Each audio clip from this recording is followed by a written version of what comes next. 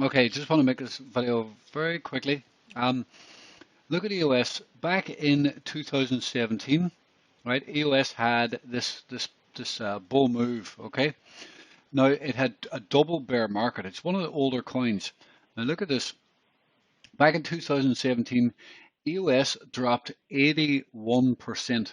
After dropping 81%, the low was in, right? That was the place to buy. And the thing is now, a lot of these coins have now dropped 81% as well. This is a guess, but there's 80%. It's dropped 80% there.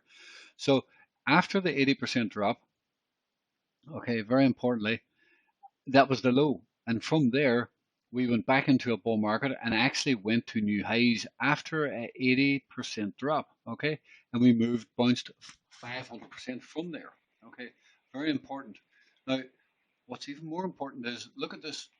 That was the start of April when we moved up into a bull market again. Yes, it did bottom slightly before it, but you can see this was a new quarter.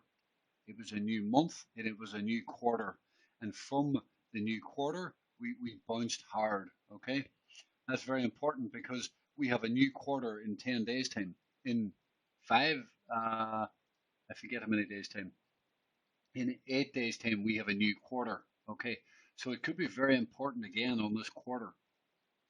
So you know, for everybody that thinks the market is completely dead, we have bounced from this area before and actually went back basically straight up to new highs again.